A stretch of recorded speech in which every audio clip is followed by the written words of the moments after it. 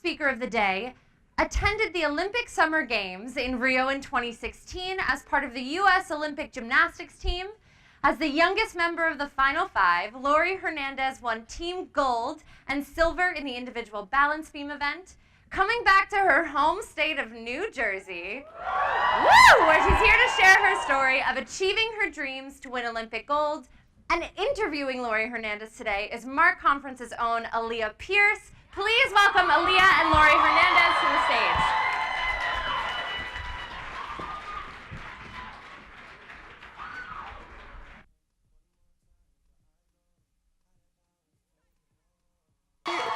Can you give her a round of applause?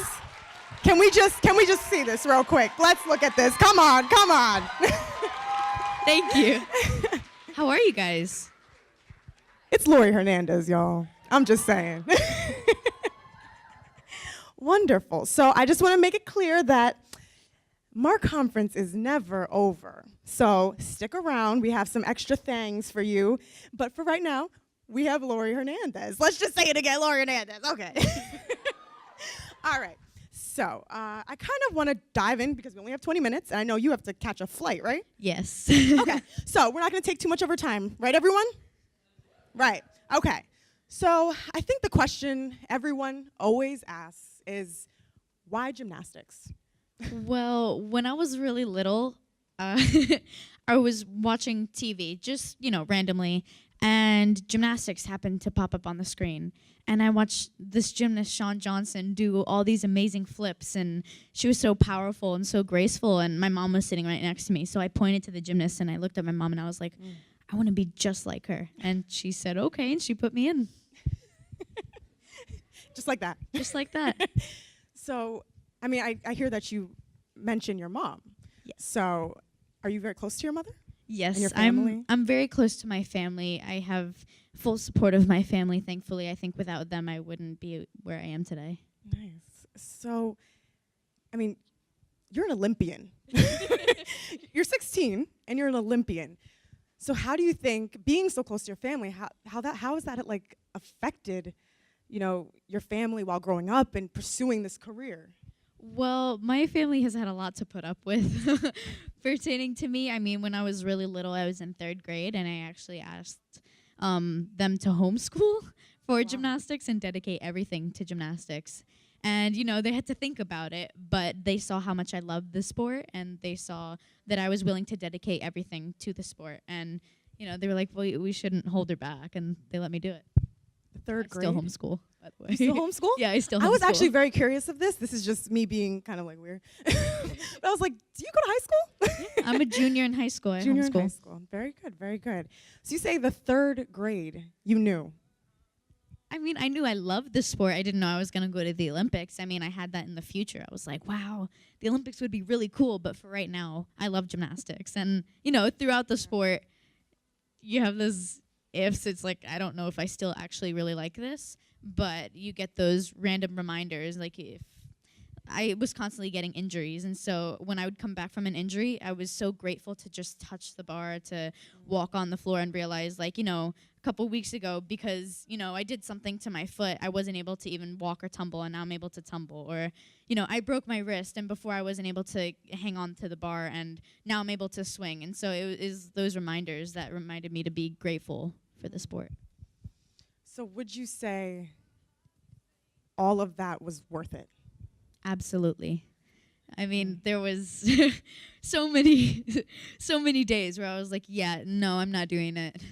Thanks, but no, not for me. And there was actually one time where me and my family went out to eat, and it was actually a couple months before Olympic trials. I had a complete breakdown in the middle of a restaurant. I'm a big crier. Who are the criers out there? But I'm a total crier. So I'm sitting at this restaurant, and I'm bawling my eyes out, and I had a muscle strain in my knee, and I was just sitting there like, I can't do it. It's too hard. My routines aren't coming together.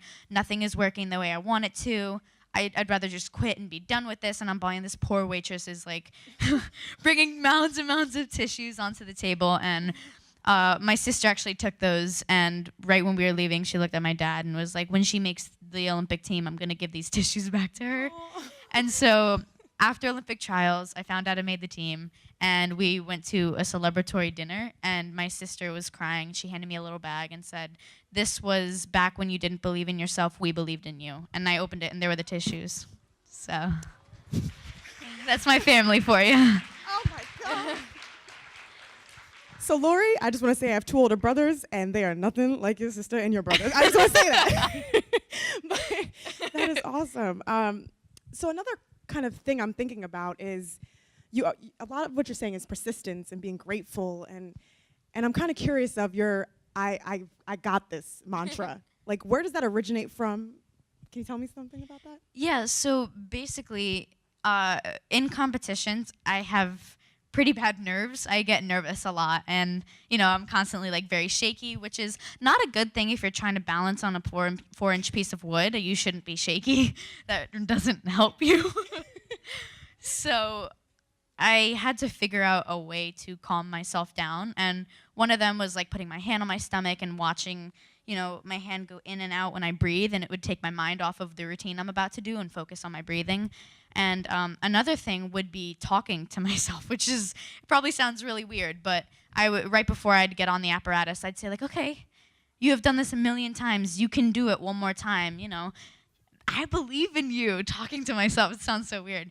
And one of them was, "I got this," and I was at the Olympic Games, and I was really scared. I'm about to compete a beam routine, and it was like just one last like, "Okay, I got this," and I saluted the judges, and I hopped up, and they caught that on film, and it went viral. In history. Laurie Hernandez, hashtag.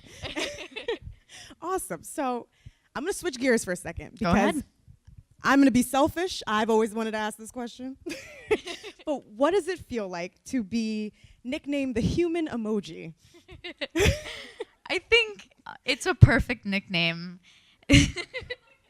So as a gymnast, we're known to be very serious and very focused, which is good. We should probably be focused, otherwise we'll get hurt. But on the dance floor and like on the apparatuses, I was always known to be giggling and smiling and showing off emotions that gymnasts usually don't show. And someone was like, "You have so many facial expressions. You're the human emoji." And I was like, "Thanks." And it just stuck. So do you almost like embrace it now? You're just like, I go up on stage, like what?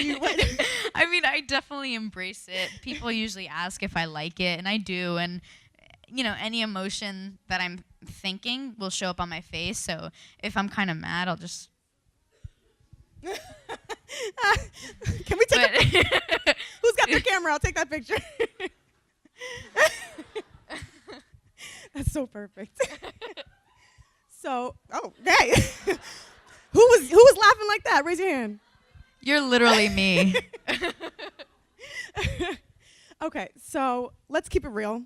Which was harder? Dancing with the Stars or chair. Dancing with the Stars or gymnastics? And why?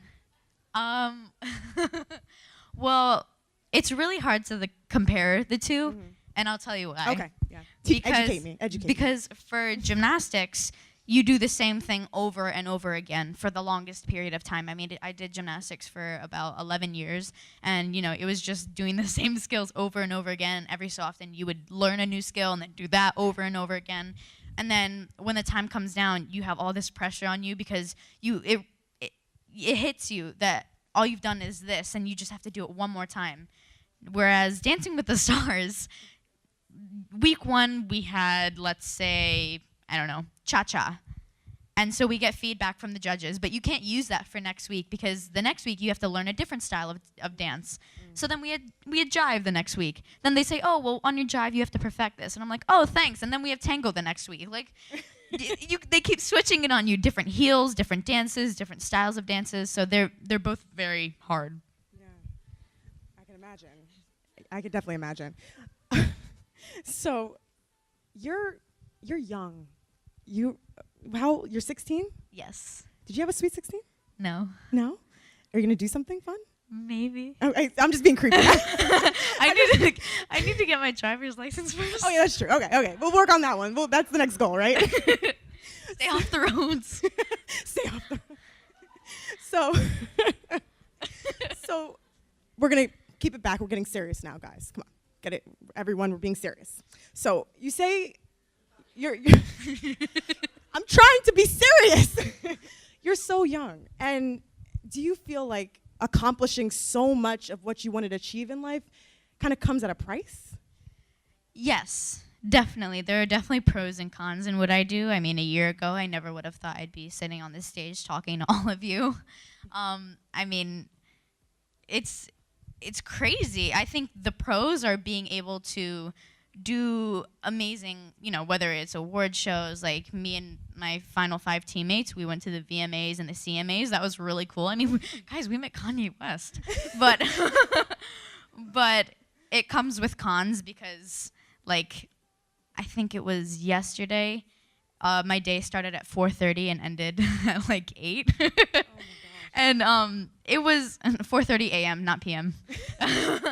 And it was a really long day, but at the same time, it's like I have to make sure that I remind myself that not everybody gets to have the opportunity that I do. And so even though I might feel really tired or I might feel really discouraged and think, oh man, I'm so tired, I'd rather just be home right now. It's accepting the fact that this is what I do and this is, something I signed up for, and I should be grateful for every moment because, moments pass away just like this, and you have to remember and learn to embrace them.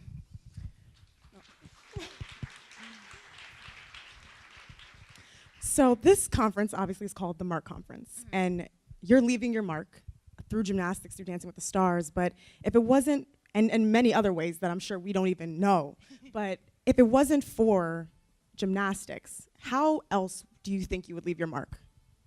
It's deep. I Wow, know. that's very deep. It definitely wouldn't be for singing, but wow, that's a good question. Let it marinate. Okay. I think I would find a way. I mean, I think I'm very ambitious, so I would find a way to leave my mark, whether it would be inspirational speaking and motivational speaking. And I think, how should I explain this? I'm open to new opportunities, and I think that that's something that all of you should try to, is to be open to new things, whether it's doing pottery or whether it's doing karate classes or whether it's being a musician or being an athlete or whatever it is that you like. Be open to trying something new, because if you're passionate about something, you will leave your mark. I'm sorry. That's deep. Okay. So I work for the Department of Leadership, and students. Oh, woo, woo, Yes, woo, girl. woo, yes.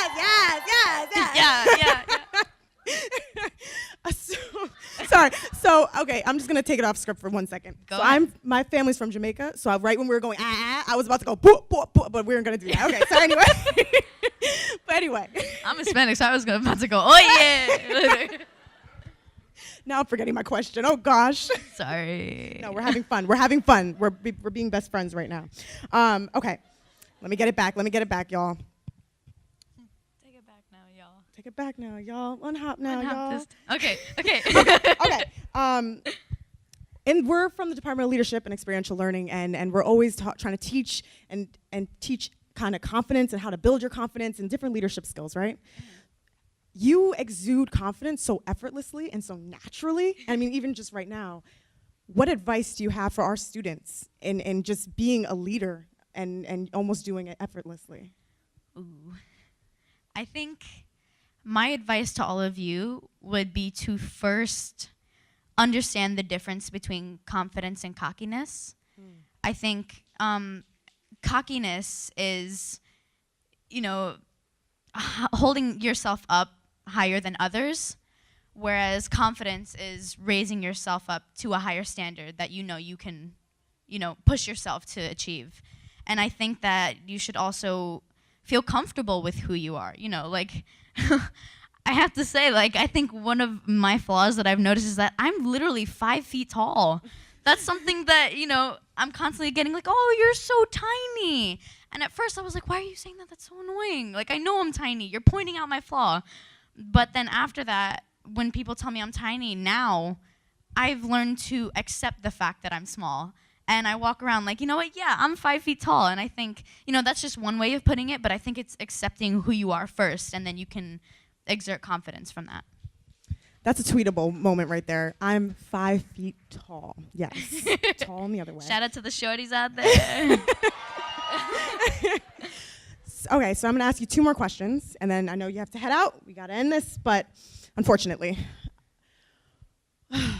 what's next? I know we're talking about this year, and we talked about last year and how everything's changing so dramatically, but where do you think you'll be? What's next? I think for me, I have a lot of ideas in mind for what's next. I mean, now, in the past year, I've been able to build myself a platform, and I would like to sprout off of that. So I'm thinking about pursuing acting in the future, which would be awesome. But at the same time, I do plan on going to college first because I feel like furthering my education is really important. All right. Hold on. I got y'all. Okay, so my final question is, I know your brother attends Rutgers University.